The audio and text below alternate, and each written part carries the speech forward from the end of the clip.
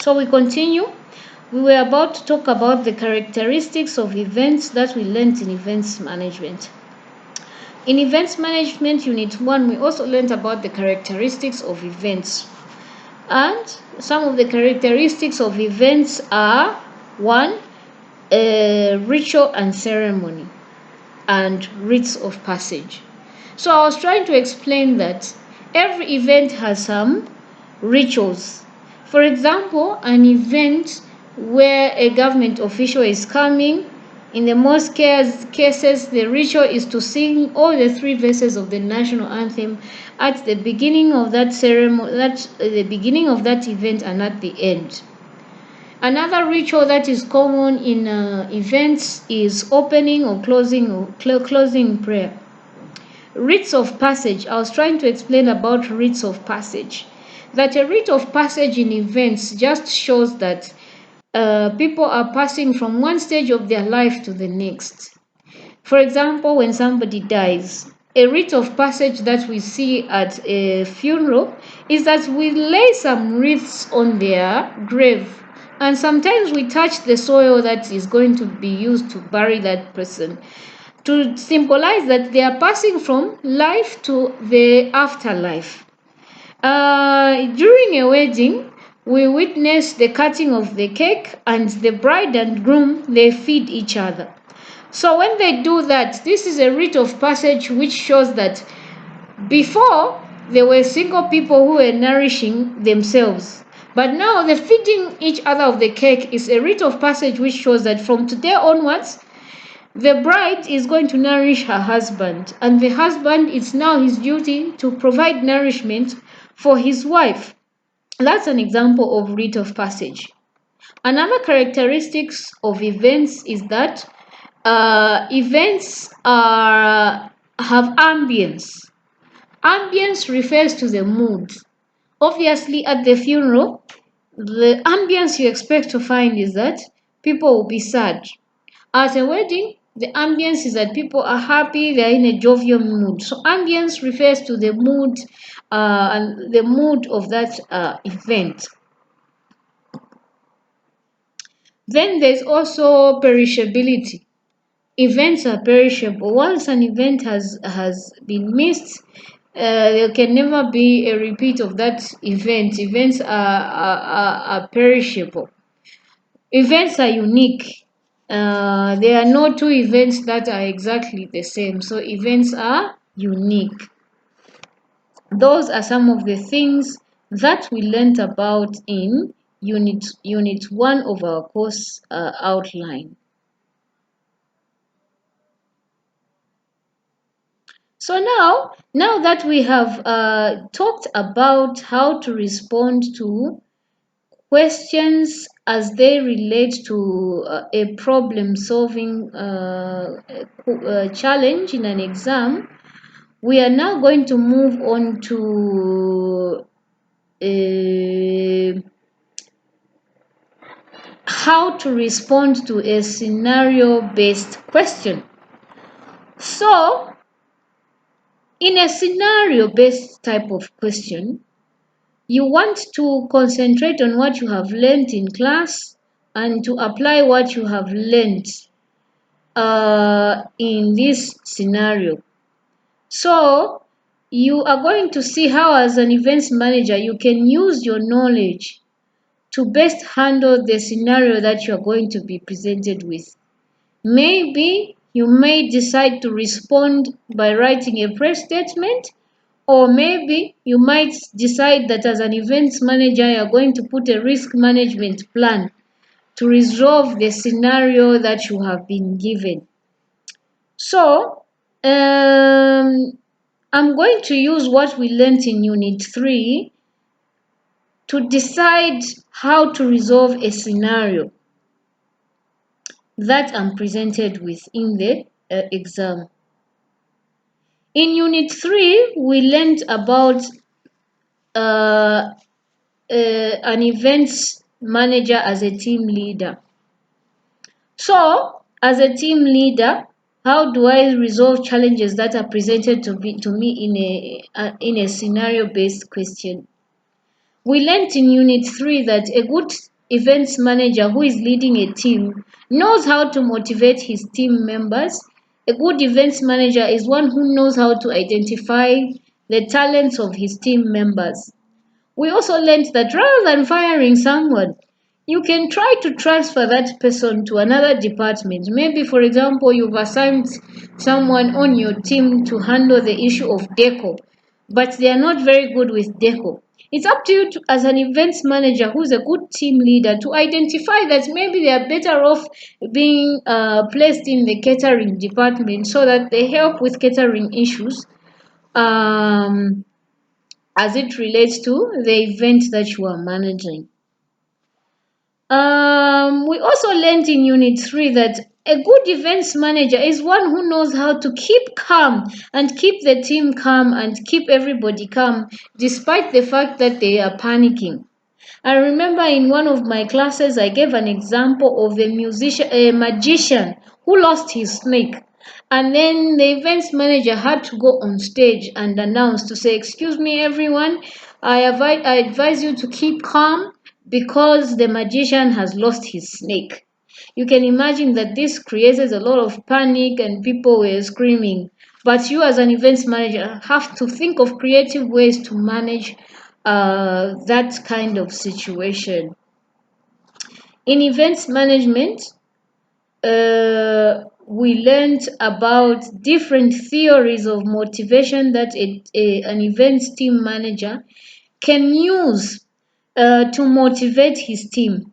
We learned about the Maslow's hierarchy of needs, and I'll just repeat the Maslow's hierarchy of needs.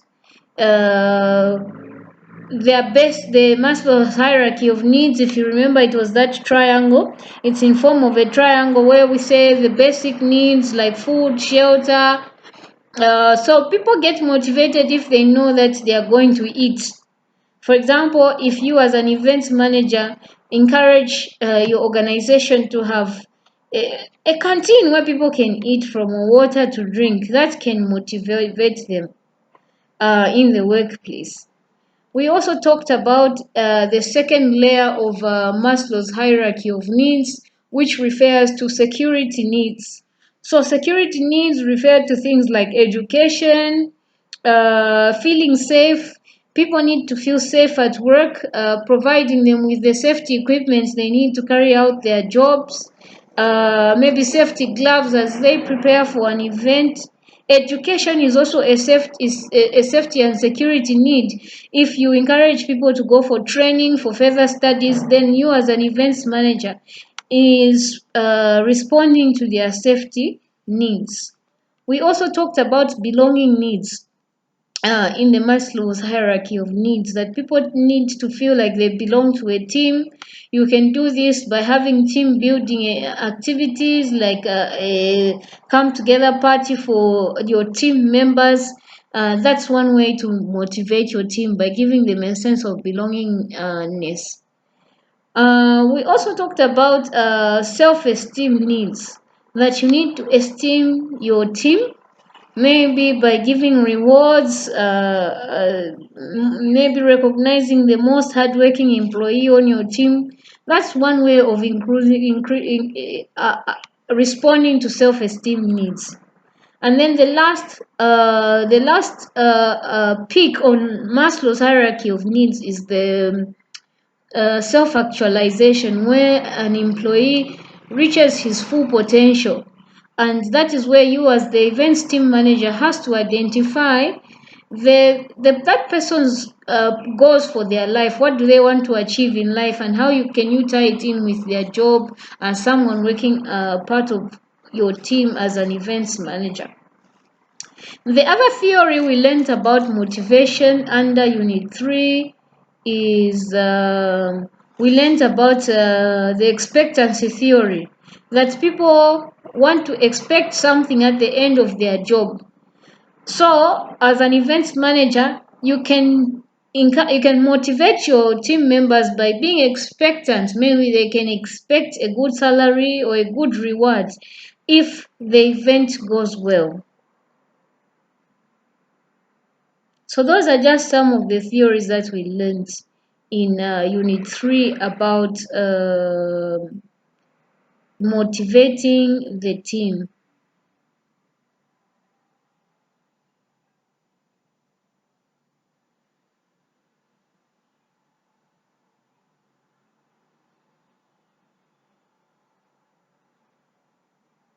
Okay, so now let's move on to how to respond to a case study type of question. So, in a case study, you have to look out for the steps you can resolve any challenge that has been presented to you in that case study. To say, what steps am I going to take? You can look out for steps, and you can apply some theories that you have learned in class, like the Maslow's theory or the expectancy theory, to resolve some challenges that you have come across in your case study. So I'm going to use Unit 4 of our course outline to talk about some of the things that we have learned that can apply to a case study. In Unit 4 of our course outline, we learned about contingency planning. Contingency planning simply means that an events manager has to plan for the unexpected, how he or she can respond to a problem quickly and appropriately if something unexpected happens. For example, we learned that if it starts to rain unexpectedly, the events manager has to have enough shelter where people can go to if it starts to rain during an outdoor event. For example, if the microphone suddenly stop working, we learned that an events manager has to have contingency in terms of enough batteries or extra microphones so that if one microphone stops working, they can easily use another one. We mentioned that a contingency plan is just as important as we have a budget in a household. At home, whenever a family has a household budget, when they get the income at the end of the month, they will buy the necessary groceries and pay the necessary bills for that month, but they will not exhaust everything that they have because they know that sometimes emergencies crop up and they'll keep some small amount of money for contingency or in case something unexpected happens.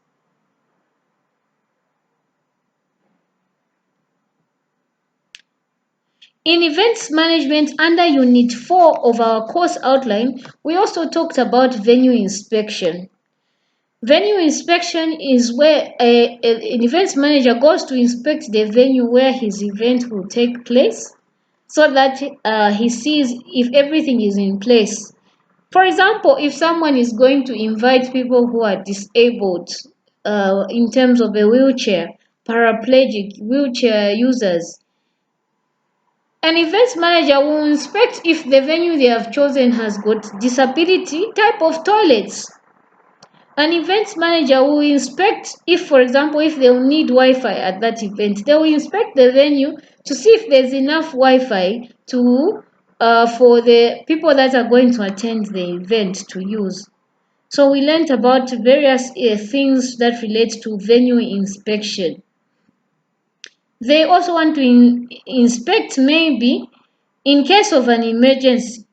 If there's going to be an emergency, maybe to avoid a stampede if it's at a football match or a place where maybe they expect the crowd to be difficult to control, they need to inspect if the emergency exits are going to be free and they won't be blocked unnecessarily. They're going to inspect where the fire exit points are in case a fire breaks out.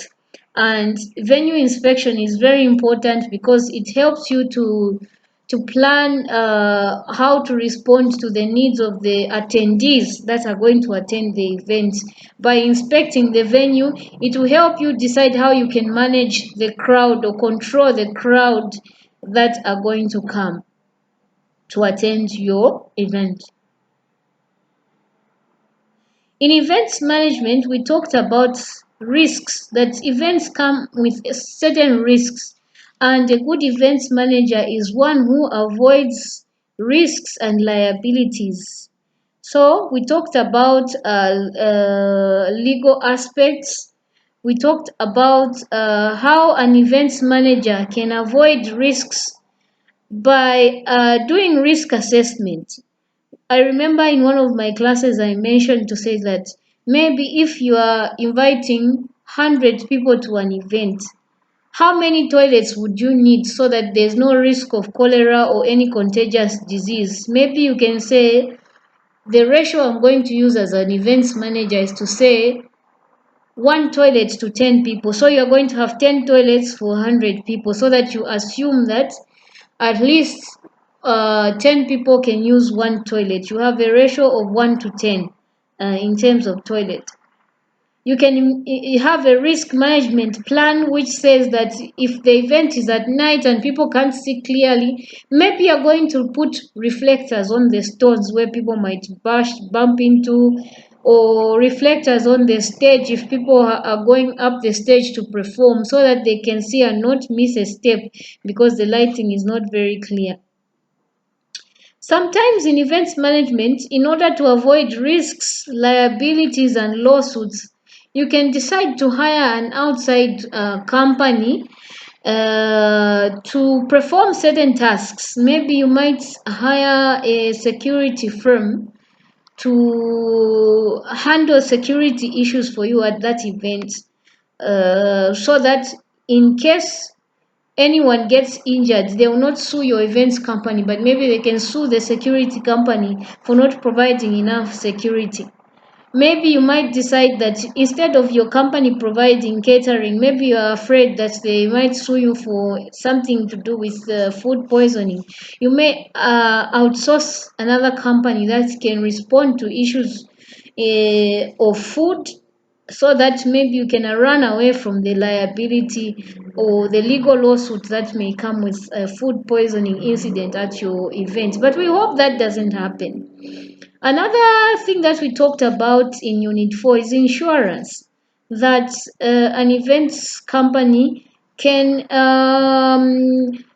get insurance of those things that can easily be broken or stolen at an event, or maybe a fire can break out. So you can maybe have an insurance company to advise on what sort of things that can be insured. Maybe you can insure some things against theft, because maybe after your event has ended, some things are likely to be stolen, maybe chairs are broken. So if you have certain things that are insured, then you can avoid certain contractual obligations or liabilities that can come to you. Okay, that marks the end of the revision for exam. I want to thank all of you for taking time to watch my video. And as I have said, feel free to contact me anytime before Friday if you face any challenges as you prepare for your first online book exam. And I wish you good luck. You can either contact me or Mr. Kayombo.